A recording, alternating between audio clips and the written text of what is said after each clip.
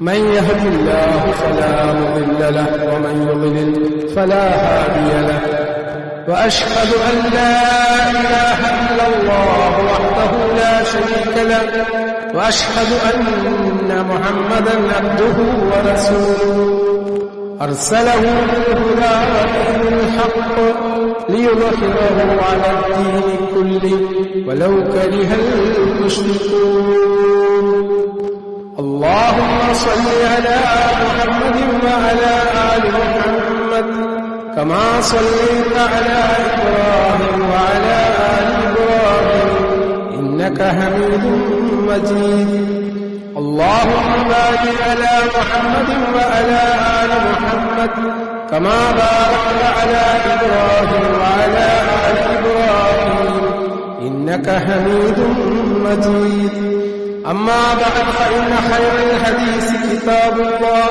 وخير الهدي هدي محمد صلى الله عليه وسلم شر الأمور محدثاتها وكل محدثة بدعة كل بدعة ضلالة وكل ضلالة في النار يا أيها الذين آمنوا اتقوا الله حق تقاته ولا تموتن إلا وأنتم مسلمون أعوذ بالله من الشيطان الرجيم بسم الله الرحمن الرحيم وفي أموالهم حق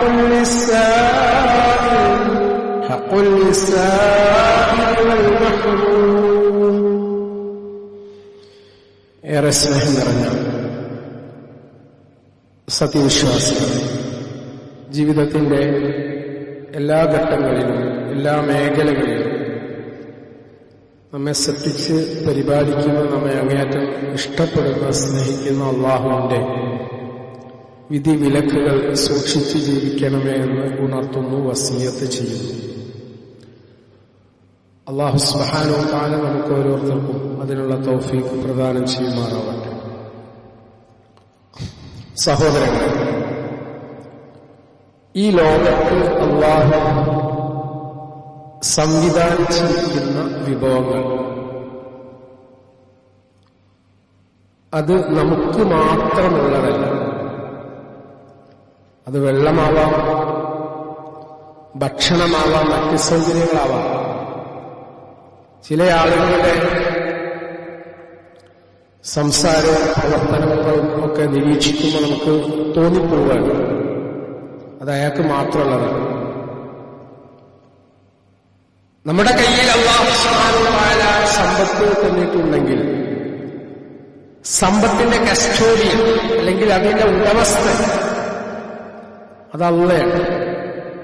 ഈ ലോകത്തിന്റെ മൊത്തം രാജാധിപത്യം, അധികാരം അല്ലാഹുവിന്റെ മാത്രമാണ്. അല്പസമയം, അല്പ ആയുസ് നമ്മുടെ കൈകളിൽ അല്ലാഹു നൽകിയിരിക്കുന്ന സമ്പത്ത് ഒരു പരീക്ഷണ വസ്തുവാണ്. അവധി കഴിഞ്ഞിട്ടുണ്ടെങ്കിൽ, സമയം കഴിഞ്ഞിട്ടുണ്ടെങ്കിൽ അല്ലാഹു സുബ്ഹാനഹു വ തആല അതിൽ നിന്നും തിരിച്ചു ചോദിക്കും. അപ്പൊ സമ്പത്ത് താൽക്കാലികമായി അല്ലാഹു നൽകിയ കാര്യമാണ്, വിഭവങ്ങളും അത്. അപ്പോ ഒരിക്കൽ പോലും അറിഞ്ഞോ അറിയാതെയോ നമ്മൾ പറഞ്ഞു പോകരുത്. ഇന്ററാണ്, ഞാൻ എനിക്ക് തോന്നുന്നത് പോലെ കൈകാര്യം ചെയ്യും. അതിനുള്ള അധികാരം, അതിനുള്ള പവർ ഇങ്ങനെ പറയാനുള്ള ഒരധികാരവും നമുക്കില്ല. വഫീ അംവാലിഹിം ഹഖ്ഖുൻ ലിസ്സാഇൽ വൽ മഹ്റൂം. സൂറത്തുൽ സാരിയാത്ത് 19-ാമത്തെ വചനമാണ്. അവരുടെ സമ്പത്തിൽ ചോദിച്ചു വരുന്നവർക്കും സഹായം തടയപ്പെട്ടവർക്കും നിശ്ചിതമായിട്ടുള്ള അവകാശമുണ്ട്. നമ്മുടെ സമ്പത്തിൽ അവകാശികളുണ്ട്. നമ്മുടെ മക്കൾക്ക് അവകാശമുണ്ട്, ഭാര്യയ്ക്കുണ്ട്, പാവപ്പെട്ടവർക്കുണ്ട്. അപ്പൊ നമ്മളെന്താ മനസ്സിലാക്കുന്നത്? വിഭവങ്ങൾ അല്ലാഹു നമുക്ക് നൽകിയ ദാനങ്ങളാണ്. അവ നമുക്ക് ഒറ്റക്കല്ല, മറ്റുള്ളവർക്കും കൂടി അവകാശപ്പെട്ടതാണ്. ഈ ഒരു ബോധം എപ്പോഴും നമുക്കുണ്ടാവണം. ഒരിക്കലും നമ്മൾ വിചാരിച്ചു പോയത് എന്റെ സമ്പത്ത് എന്റെ സ്വന്തം കഴിവുകൊണ്ട് നേടിയതാണ് ഞാൻ. അല്ലാഹു ഔദാര്യമായിട്ട് പരീക്ഷണമായിട്ട് അനുഗ്രഹമായിട്ട് എനിക്ക് നൽകിയ ആ സമ്പത്ത് സ്വാർത്ഥമായി കൈവശം വെച്ച് ഉപയോഗിക്കാൻ എനിക്ക് അനുവാദമല്ല. പാവപ്പെട്ട ആളുകൾക്ക് അല്ലാഹു നിശ്ചയിച്ച അവകാശവും മോഹനവുമുണ്ട്. ഈ ബോധം നമുക്കുണ്ടായാൽ മതി. ഇപ്പൊ നമ്മള് രാവിലെ കേട്ട വാർത്ത എന്താ കേട്ടത്? പെട്രോളിനും ഡീസലിനും ഒക്കെ വില കൂടി. ഈ വാർത്ത കേൾക്കുമ്പോ ഇനി എല്ലാ സാധനങ്ങൾക്കും വില കൂടാൻ പോവുകയാണ്, വിലക്കയറ്റമാവാൻ പോവാണ്. ഇതൊക്കെ നമ്മൾ കേൾക്കുമ്പോൾ വിശ്വാസികളെ സംബന്ധിച്ചിടത്തോളം അതിൽ ഒരുപാട് പാഠങ്ങളുണ്ട്. ഈ ലോകത്തിലെ എല്ലാ വിഭവങ്ങളും കൈകാര്യം ചെയ്യുന്നത് അള്ളയാണ്. അള്ളയെ കൈകാര്യം ചെയ്യുന്ന അത് നിങ്ങളെ തൽക്കാലം ഏൽപ്പിച്ചു മാത്രം. അത് നിങ്ങളെ നീതിയുക്തം പ്രവർത്തിച്ചിട്ടില്ലെങ്കിൽ പിന്നെ നമ്മുടെ ഇന്ത്യയിൽ നടന്നുകൊണ്ടിരിക്കുന്ന കാര്യമാണ്. ഇന്ത്യയുടെ ടോട്ടൽ പ്രോപ്പർട്ടി, ടോട്ടൽ സമ്പദ് വ്യവസ്ഥ പരിമിതമായ താഴെ ശതമാനമുള്ള ആളുകളുടെ കൈവശമാണ് ഇന്ത്യയുടെ മൊത്തം പ്രോപ്പർട്ടി കിടക്കുന്നത്. ഈ ഒരവസ്ഥ യഥാർത്ഥത്തിൽ ഇതിന്റെ വിഭവങ്ങൾ ഇല്ലാഞ്ഞിട്ടല്ല, ഉള്ള വിഭവങ്ങൾ പങ്കുവെക്കപ്പെടുന്നില്ല. എന്റെ കയ്യിൽ സമ്പത്തുണ്ട്, വിഭവങ്ങളുണ്ട്, പക്ഷെ ഞാൻ ഒറ്റയ്ക്ക് നിൽക്കുന്നത്. എന്റെ അയൽവാസിക്ക് അവകാശമുണ്ട്, പാവപ്പെട്ടവന് എത്തിനൊക്കെ അവകാശമുണ്ടെന്ന് ഞാൻ മനസ്സിലാക്കില്ല. വാക്കുണ്ടി മാറില്ല എന്ന് അല്ലാഹു സൂറത്തുൽ നൂറിലെ 33-ാമത്തെ വചനം. അല്ലാഹു നിങ്ങൾക്ക് നൽകിയിട്ടുള്ള അവരുടെ സമ്പത്തിൽ നിന്ന് നിങ്ങൾ അവർക്ക് നൽകുകയും ചെയ്യുക. അവകാശങ്ങൾ കൊടുക്കണമെന്നാണ്. അത് കൊടുത്താൽ അത് തീർന്നോവില്ല. നമ്മളെ മൂഢമായ കൊടുത്താൽ തീർന്നുന്ന. എന്തുകൊണ്ടാണ് സഹോദരന്മാരെ നമ്മൾ പ്രയാസങ്ങൾ അനുഭവിക്കേണ്ടി വരുന്നത്? വിലക്കയറ്റത്തിന്റെ ആ ഒരു പരീക്ഷണത്തിലേക്ക് നമ്മൾ തള്ളിയിടപ്പെടുന്നു. കാരണം നമ്മൾ ചെയ്യേണ്ട കാര്യം നമ്മൾ ചെയ്യുന്നില്ല. അല്ലാഹുവിന്റെ പ്രവാചകൻ സല്ലല്ലാഹു അലൈഹി വസല്ലം ഉണർത്തി, അയൽവാസി പട്ടിണി കിടക്കുമ്പോൾ വയറ് നിറച്ചുകൊള്ളുന്നവൻ അതിൽപ്പെട്ടവനല്ല. ലൈസൽ മുഅ്മിനു അല്ലദീ യശ്ബഉ വജാറുഹു ജാഇഉൻ ഇലാ ജൻബിഹി. ബൈഹഖി ഉദ്ധരിക്കുന്ന സ്വഹീഹായ വചനമാണത്. ഞാനിങ്ങനെ മൂക്കിട്ട് തിന്നാണ്, എന്റെ അയൽവാസിയാണ് പട്ടിണി കിടക്കാണ്.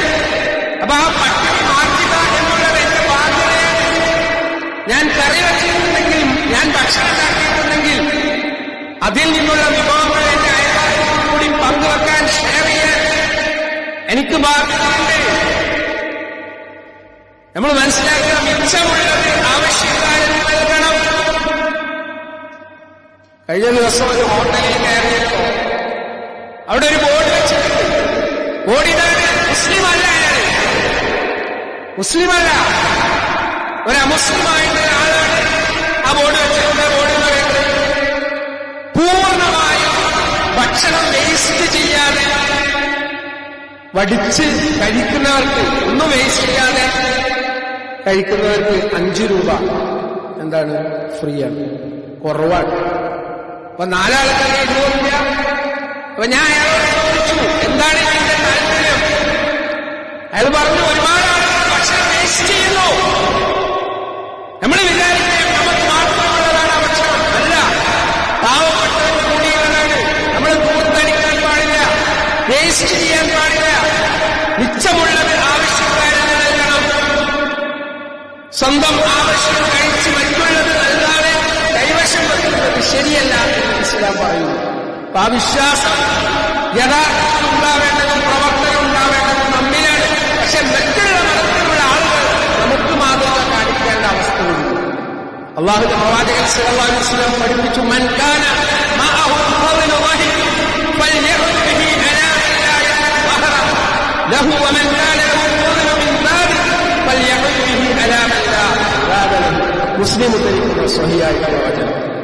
ആരുടെയെങ്കിലും പക്കൽ തന്റെ ആവശ്യത്തിന് മിച്ചമായി വാഹനമുണ്ടെങ്കിൽ അതില്ലാത്തവൻ ഒരാളുടെ കയ്യില് അയാൾക്ക് പോയിട്ട് ഒരു വാഹനം രണ്ടെണ്ണത്തെ മറ്റുള്ള ആൾക്ക് അയാൾ നൽകട്ടെ. ആരുടെയെങ്കിലും പക്കൽ മിച്ചമായി ഭക്ഷണമുണ്ടെങ്കിൽ അതില്ലാത്തവൻ സഹോദരന്മാരെ ബോധപൂർവ്വം നമ്മളെ കയ്യിൽ ഒരു കൊല്ലത്തേക്കുള്ള ഭക്ഷണമുണ്ട്, എന്നാൽ അടുത്ത ദിവസം കഴിക്കാനുള്ള ഭക്ഷണം അല്ലെങ്കിൽ ഇന്നുള്ള ഭക്ഷണം പോലും ഇല്ലാത്ത ആളുകൾ നമ്മുടെ ചുറ്റുപാടും ജീവിക്കുന്നുണ്ട്. പട്ടിണി പാവങ്ങളാണ് ചില ആളുകൾ. അവരുടെ തന്റെ ദാരിദ്ര്യം മറ്റുള്ളവരുടെ മുമ്പിൽ പറഞ്ഞറിയിക്കാൻ ഇഷ്ടപ്പെടുകയാണ്. അവരെ കണ്ടറിഞ്ഞ് നമ്മൾ ചെലവഴിക്കണം. നമ്മൾ പിശുക്കാൻ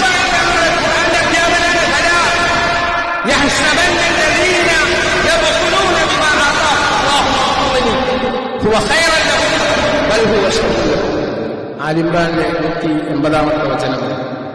അള്ളാഹു തന്റെ അനുഗ്രഹത്തിൽ നിന്ന് നൽകിയിട്ടുള്ള കാര്യങ്ങളിൽ പിശുക്ക് കാണിക്കുന്നവർ അത് തങ്ങൾ ഗുണകരമാണെന്ന് കരുതേണ്ടതില്ല, മറിച്ചത് അവർക്ക് ദോഷകരമാണ്. സമ്പത്ത് ചെലവഴിക്കാത്ത പിശുക്കുന്ന ആളുകൾ നമ്മൾ സാധാരണ പറയുന്നത് ബഹീൽ, അത് രോഗ. സമ്പത്ത് ചെലവഴിക്കാൻ വേണ്ടി നമ്മൾ ഉദ്ദേശിക്കുമ്പോൾ പിശാച് അവരോട് പിറുപിറുക്കാണ് കൊടുക്കുന്നത്. ഇത് ചെലവഴിച്ചിട്ടുണ്ട് തീർന്നു. ഞങ്ങൾ കാര്യം മനസ്സിലാക്കുന്നത് നമ്മൾക്ക് അള്ളാഹു മലക്കിനെ നിയോഗിച്ചിട്ടുണ്ട്. സ്വഹിയായ അള്ളാഹുവിന്റെ റസൂൽ സ്വല്ലല്ലാഹു അലൈഹി വസല്ലം പഠിപ്പിക്കാണ്, ഹലാലായ ആവശ്യങ്ങൾക്ക് വേണ്ടി പണം ചെലവഴിക്കുന്ന ആൾ കൂടുതൽ നൽകേണ്ടേ എന്ന് പ്രാർത്ഥിക്കാൻ വേണ്ടി ഒരു മലക്കിനെ അവർ ഏർപ്പാടാക്കി. എന്നാൽ സമ്പത്തെ ആവശ്യങ്ങളിൽ നിന്ന് പിശുക്കി വെക്കുന്ന ആൾ നഷ്ടമുണ്ടാക്കിയതേ എന്ന് പ്രാർത്ഥിക്കാനും ഒരാളെ ഏർപ്പാടാക്കി. ഏത് ലിസ്റ്റിലാണ് നമ്മൾ പെടുന്നത്? ഗൗരവത്തിൽ ചിന്തിക്കേണ്ട വിഷയമാണ്. അതുകൊണ്ട് വിലക്കയറ്റം എന്നുള്ളത് വെറുതെ നമ്മളുടെ സമീപനങ്ങൾ തകരാറുകളുണ്ട്. കുറെ ഇപ്പൊ പുതിയ സർക്കാർ വരും, ഇതൊക്കെ മറ്റൊരു ഇവരാണ് എല്ലാം എന്തെങ്കിലുമൊക്കെ പ്രശ്നം ഉണ്ടാവുമ്പോൾ അതൊക്കെ വേറെ നമ്മൾ കയ്യിലുള്ള അങ്ങനെയല്ല. വില നിയന്ത്രിക്കുന്ന ആളുകളെ ആദ്യം പഠിച്ചിട്ടുണ്ടെങ്കിൽ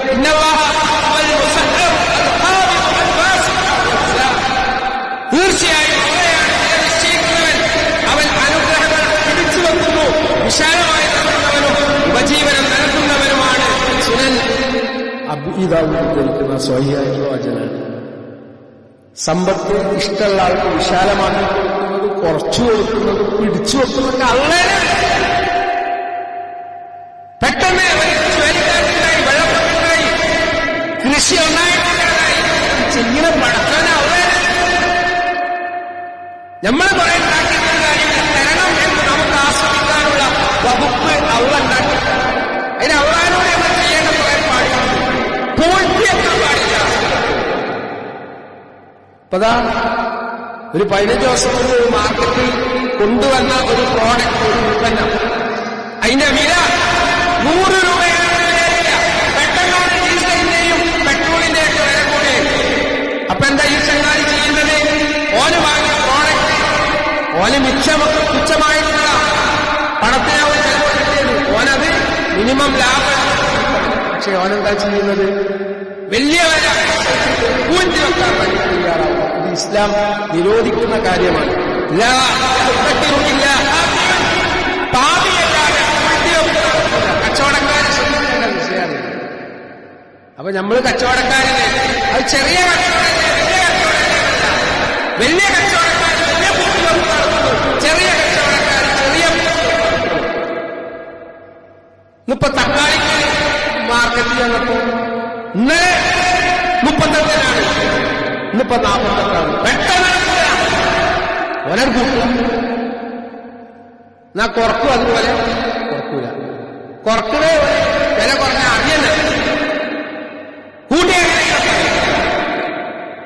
അതുകൊണ്ട് 40 ദിവസം ഭക്ഷണം കൂട്ടി വെച്ചാൽ അവൻ അല്ലാഹു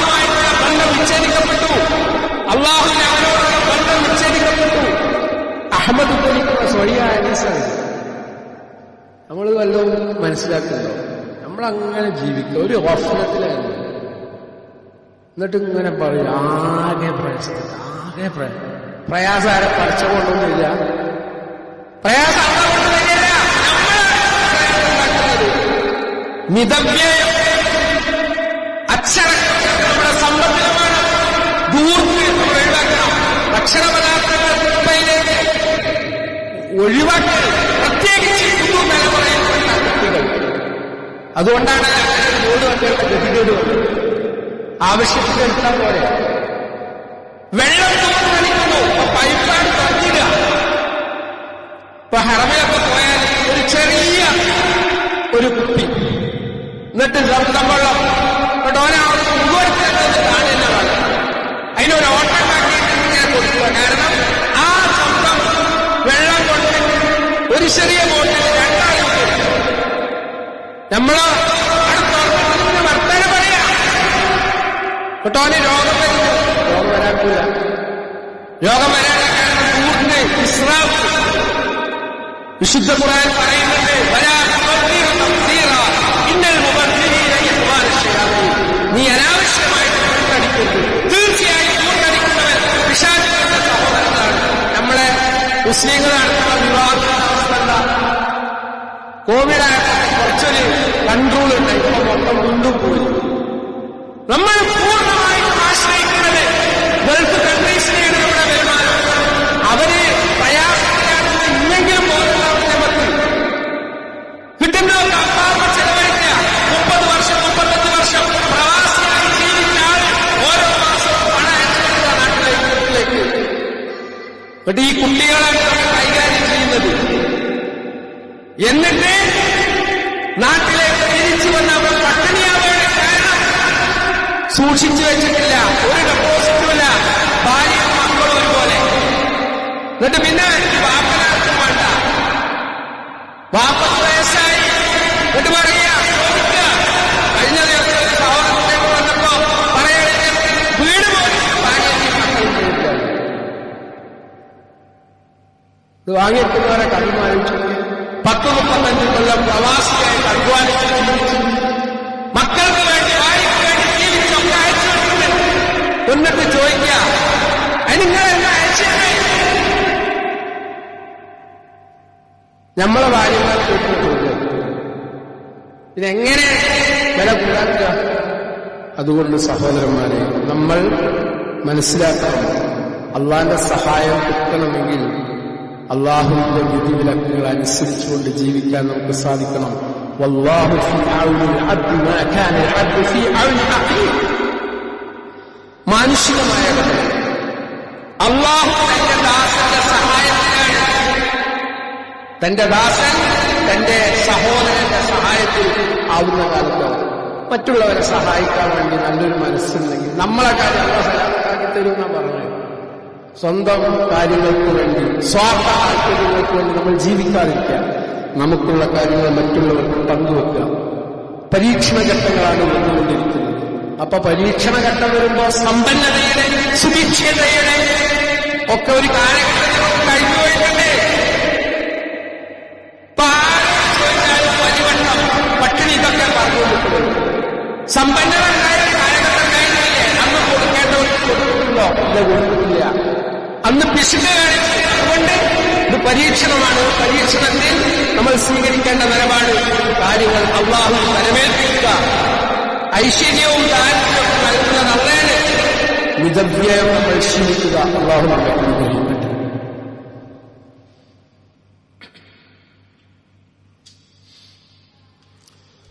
അൽഹംദുലില്ലാഹി റബ്ബിൽ ആലമീൻ വസ്സലാത്തു വസ്സലാമു അലാ റസൂലില്ലാഹി വഅലാ ആലിഹി വഅസ്ഹാബിഹി അജ്മഈൻ. സഹോദരന്മാരെ, അള്ളാഹുവെ സൂക്ഷിച്ച് ജീവിക്കണമെന്ന് ഒരിക്കൽ കൂടി ഉണർത്തുന്നു, വസിയത്ത് ചെയ്യുന്നു. ബലി പെരുന്നാൾ അടുത്തു വരിക. ദുൽഹിജ്ജ് മാസം അടുക്കുകയാണ്.